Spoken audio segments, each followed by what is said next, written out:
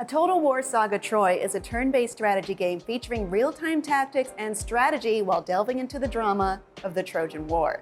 It features both real Bronze Age era elements as well as the truth behind the ancient myths.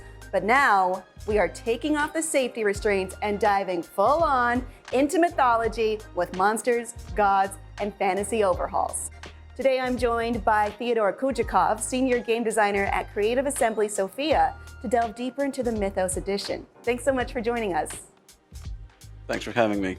Let's get right into it.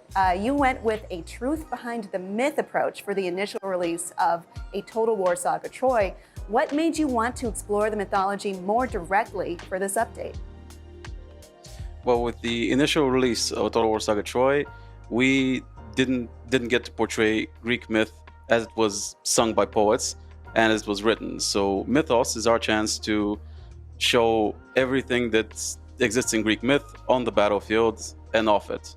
And also add it to the Trojan War conflict, so now our players can once again take to conquering Troy, but this time with actual mythic units by their side. Talking about ancient myths is really fun for me. And so some of the mythological beasts coming with this Mythos update are the Griffin, the Hydra, Cerberus, and you have to defeat them to get them to your side. So since Troy was originally balanced around infantry warfare, what tools do we have to go against these things on the battlefield? Well, with Mythos now, each existing mythic unit was given an overhaul, and as well as a visual makeover. They are also different in combat. So centaurs are no longer just riders with paint on them. They're actual half-man, half-horse hybrids. Giants are this almost aristocratic race in comparison to their previous brutish counterparts. The Minotaur is an actual half-man, half-bull with a tattoo of the labyrinth, a guide to the labyrinth on his arm. And all of these units now behave differently in battle, and they spice up tactics very much. Harpies are actual flying units, and the new content, the Cerberus, the Griffin, and the Hydra are new additions who are the strongest units in battle, and every general must account for them. All right, well, there's another element going on outside of, well, not really outside, maybe above it, because it sounds like the Greek gods will be taking a more active role this time around. They always seem to have some kind of squabbling, petty drama going on, so how will we see that represented? Well, in the Iliad, the gods definitely take part in the conflict, and we wanted to portray that fully, as in Zeus throwing thunderbolts, Poseidon summoning waves to wash over your enemies, Aphrodite freezing warriors on the battlefield during the heat of battle itself, Hephaestus making your armor as strong as the shield he crafted for Achilles, and so on. We have 9 gods in the game. Each one of them comes with their own special ability you can take into battle, depending on which god you gain favor with. Can you talk about which gods there are? Well, there's Zeus' thunderbolt, Poseidon summons a wave, Aphrodite can freeze enemies in their tracks, Ares can make warriors throw all caution to the wind and attack with full force, Hephaestus increases the units' armor and then makes their weapons stronger, Artemis makes your units run faster, and there's also Athena, who makes your units unbreakable and hold the line forever. That's awesome. And there's 2 more that are evading me right now. That's great. I really liked what you had to say about those ones. That sounds really true to those the characters that we know of those gods, and it will be really interesting to see in the battlefield. So you did talk a little bit about how centaurs, minotaurs, and harpies, they already exist in the game, and they are going to be changing to be more mythological. Does their role in battle change significantly? For most of them, yes. For instance, giants are similar to their old counterparts, but they now have a new ability in battle where they can kneel to touch the earth, which is their mother, the primordial goddess of the earth, Gaia, and that way they can heal. So they become a more sturdy unit in battle. On the opposite spectrum, harpies, instead of being a unit of skirmisher women, they are now flying harpies. So they have a completely different role in battle, and you can use them to harass missile units or to flank from any direction, since they can now take flight.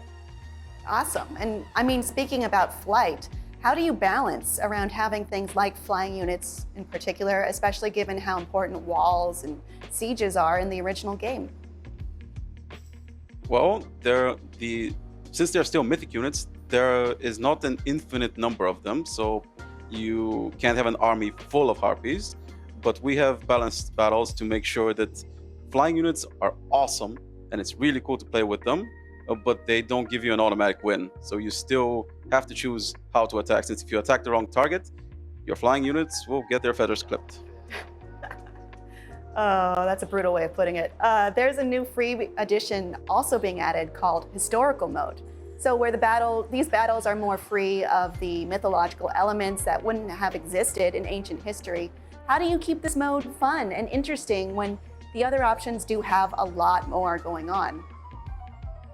Well, historical mode is something we wanted to do from the start, but the source material was low, and we figured we couldn't do it justice initially. So what we decided to do for the historic campaign and battle is to remove the presence of mythic units, which are considered more fantasy and shouldn't be present in a Bronze Age simulation. So we decided to also turn heroes from, going on Iliad-like Aristea moments and defeating 200 or 300 warriors in battle by themselves. Now they are leaders of their men in the proper way with a bodyguard unit, which protects them at all times. And to spice up the campaign, we turned bodyguard units into a campaign system. So each hero will start with a weak bodyguard unit, and as they gain experience, they'll be able to unlock stronger units for their retinue, and they can switch between them. So for instance, if Achilles needs to hold the line, he can use his defensive myrmidons, or if he fights a battle where he needs to be aggressive, he can use a chariot bodyguard unit instead. And we've done this for all heroes of all factions. This is the main feature of historical mode. Awesome. Have any additional units or mechanics been added to the mix to mix things up, since we won't see the truth behind the myths units or the epic superhuman versions of famous heroes? What we've added as a free update to all campaigns, including historical, is a new mechanic called administration, which simulates controlling a faction that grows larger and larger. It replaces supply lines, which was a very basic way of counting your armies and then making everything cost more. Administration still does the job of making things cost more, but it works in a different way, in which stronger units have a higher cost in administration, weaker units have a lower. So you can choose to have either a few very strong and elite armies, or you can have many more armies but with weaker units. So that's the main change we're offering to all three campaigns, to let the player strategize how they want to build up their faction. All right, thanks. Did the success of Total War Warhammer have any influence on your decision to add some big monsters into the mix? Will they control and act similarly, or are these completely different beasts? These beasts have been made, there will definitely be similarities between the Warhammer monsters and the ones we added to Troy. But since we have less of them, we could make sure that each one is more special, and more care went into making each one unique. Since there was nothing like the Cerberus, the Griffin, and the Hydra in battle up until Mythos for Troy. Awesome. And it's really fun to think about this. I'm sure it was in the creative process. But were there any mythological elements you wanted to include that, maybe didn't make sense for Total War? Well, we wanted to portray the more adventuring side of Greek myths. So that's why we added the mythic expeditions, with which you unlock each of your monsters, which involve gathering up a hunting party, sending them on a choose-your-own adventure, and the whole thing culminating with an epic battle against the monsters. But there were smaller things, like the Gorgon, that we really wanted at some point to represent in battle, but we just couldn't.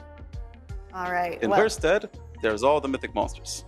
I like them. I mean, this looks so interesting and fun, especially if you have an interest in the ancient myths, which I do. A Total War Saga Troy is out now, and the Mythos expansion pack comes out September 2nd, which also marks the day the full game makes its way to Steam following its year-long exclusivity on the Epic Game Store. Theodore, thank you so much for joining us here today. We've got to take another quick break, but we'll be back with lots more Gamescom Studio on IGN in just a sec, so don't go anywhere.